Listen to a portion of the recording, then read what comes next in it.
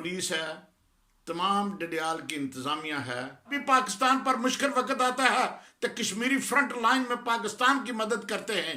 अस्सलाम वालेकुम नाजरीन, प्रोग्राम में खुश आमदीद।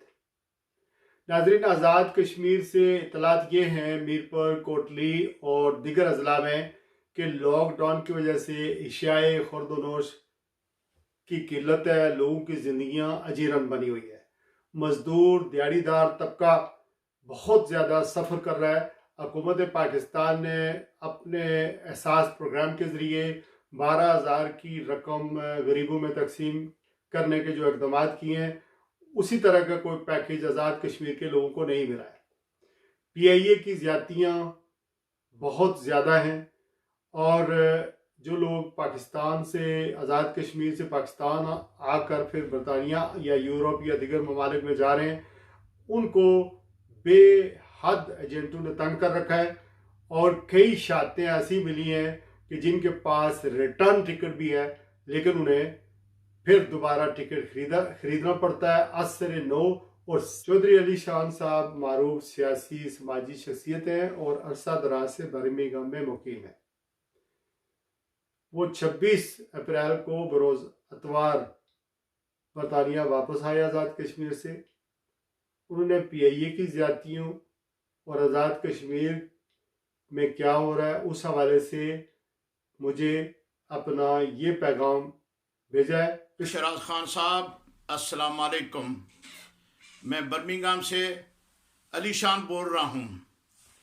मैं संडे पाकिस्तान से वापस आया हूँ। जो पाकिस्तान आज़ाद कश्मीर के जो हालात हैं वो मैं आपको बताना चाहता हूँ। मीरपुर, चकसवारी, कोटली, डडियाल, जितने लोग वहाँ से आना चाहते हैं उनके साथ PIA का जो रवैया है वो आपके सामने मैं रखना चाहता हूँ। PIA जिन लोगों के रिटर्न टिकट हैं वो ये कह रहे हैं कि ये रिटर्न टिकट की वैल्यू नहीं है, आप फ्रेश टिकट लें। जब फ्रेश टिकट लेंगे तब आप इंग्लैंड में जा सकेंगे, अदरवाइज इस टिकट पर नहीं जाएंगे। आप 3-4 महीने 6 महीने आप इंतजार करें, आपकी टिकट की वैल्यू जो है वो खत्म हो चुकी है। राज साहब, ये हमारे साथ ज्यादती और नाइंसाफी है। इससे अंदाजा होता है हुकूमत पाकिस्तान की वहां कोई रिट नहीं है। जैसे इमरान खान दुनिया से अपील करता है हमें पैसे दो, तारकिन वतन से भी पैसे मांगता है, बाहर की हुकूमतों से भी पैसे मांगता है। जो दिहाड़ीदार है वो भूख से मर रहा है, लेकिन PIA ने अंधेर मचाया हुआ है। तमाम लोग जो हैं जिसके 4-5 बच्चे गए हुए हैं, 3-4 फैमिलियां गठी गई हुई हैं, वो कहाँ से लाएं 1100 पाउंड, कहाँ से वो लाएं 3 लाख रुपया, कहाँ से लाएं वो 2.5 लाख रुपया। ये आप मेहरबानी करें, इस मेरे आवाज़ को हाईलाइट करें ताकि हमारे वतन के हमारे भाई बहनें जो है मेरा आवाज़ ये सुन सकें और ये हुकूमत तक ये बात पहुँचाएं कि जुल्म और सितम हो रहा है। ये इमरान की हुकूमत जो है ये हमारे साथ नाइंसाफ़ी और ज्यादती कर रही है। इसलिए जो दुनिया में जो इस वक्त हालात हैं कोरोना के, कुछ लोग जो हैं ये कोरोना की आड़ में आके PIA वाले जो है ये हमें लूट रहे हैं। मेरा टिकट 4 हफ्ते का था, लेकिन मुझे 9 हफ्ते वहाँ गुजारने पड़े कि ये नहीं है। लेकिन यहाँ मेरी फैमिली थी, बच्चे सी, इन्होंने यहाँ से हमें टिकट भेजा है, तब हमें इजाज़त मिली है आने की। लेकिन जिनके नहीं है वो कहाँ से वो पैसे दें?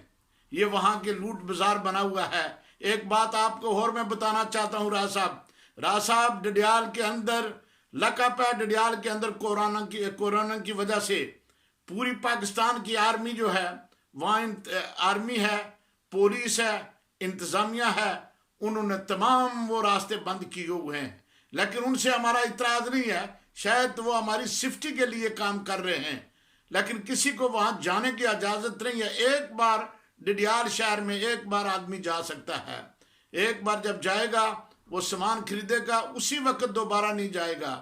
मोटरसाइकिल पर जाते हैं, एक ही आदमी जाएगा, दूसरा उसके पीछे कोई आदमी नहीं जाएगा। नाइंसाफ़ी और ज़्यादती की इंतहा है आज़ाद कश्मीर के अंदर। कोई किसी पाकिस्तान हमारी जो हुकूमत है, राजा फारूक हैदर साहब की जो हुकूमत है, मैं राय साहब को खराज तहसीन पेश करता हूँ। वो बहुत कुछ कश्मीरियों के लिए करना चाहते हैं, लेकिन हुकूमत पाकिस्तान उनकी बैकिंग नहीं कर रहे हैं। एक बात और आपके मैं बताता हूँ, इस 9 वीक के अंदर जो मैंने देखा है, कश्मीर के तकरीबन 9-10 महीने गुजर चुके हैं, 80 लाख कश्मीरियों को लॉकअप किया हुआ है। कश्मीरी लावारिस कौम हो चुकी है, उसकी लीडरशिप नहीं है, उसकी क़यादत नहीं है, उनका आवाज़ दुनिया में वो पहुँचा सकें। कहाँ है आज यूनाइटेड नेशन, कहाँ है आज जनाब दुनिया की सुपर ताकतें। हिंदुस्तान मुसलमानों के साथ भी जुल्म हो रहा है, उनकी कोई सुनाई नहीं हो रही है। राज साहब सच्ची गल है, खून के आंसू जो है वो हमारा दिल रोता है जब मैं देखता हूँ मेरी माऊ बहनों, मेरिया बच्चियां के साथ रेप हो रहा है जनाब। तलाशी की अकल में, तलाशी की आड़ में नौजवान बच्चियां को इंडिया की आर्मी जो है वो ले जाती है, नौजवान बच्चियां को ले जाते हैं, उनके साथ जुल्म सितम हो रहा है। लेकिन हमारी पाकिस्तान के जो लोग हैं, कहाँ है पाकिस्तान की आर्मी, कहाँ है पाकिस्तान का प्राइम मिनिस्टर, कहाँ है ये पाकिस्तान के वो लोग। हम कश्मीरियों को आज़ादी दिलाएंगे, आज कश्मीरियों के साथ जुल्म हो रहा है, एक खामोशी से तमाशा देख रहे हैं। दूसरे नंबर पर कश्मीरियों को PIA की आड़ की वजह से लूटा जा रहा है। कश्मीरियों को दोनों हाथों से PIA के जंट जो वहां बैठे हुए हैं वो हमें लूट रहे हैं दोनों हाथों से, 3-3 लाख 2.5 लाख रुपया ले रहे हैं। ये कहाँ का इंसाफ है।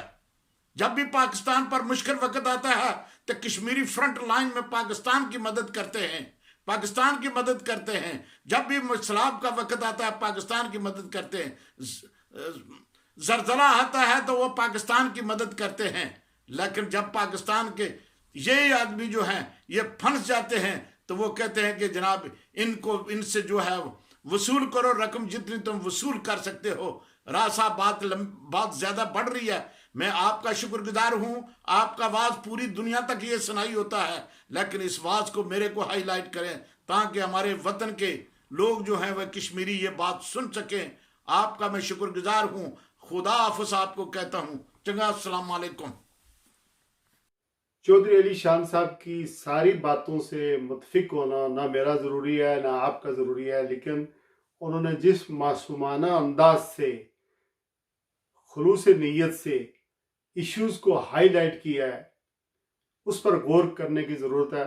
ख़ास करके हमारे जो पाकिस्तानी अरबाब इख्तियार हैं, चौधरी अली शान साहब पाकिस्तानी लीडरशिप से भी बहुत अपसेट हैं, और फिर चूँकि एक मुद्दतों यहाँ पर UK में रहते हैं, और ये वो लोग हैं जो यहाँ पर पहले आए और उन्होंने बहुत कुर्बानियाँ दी, अपना घर बार छोड़ा और फिर यहाँ आकर अपनी फैमिलीज़ को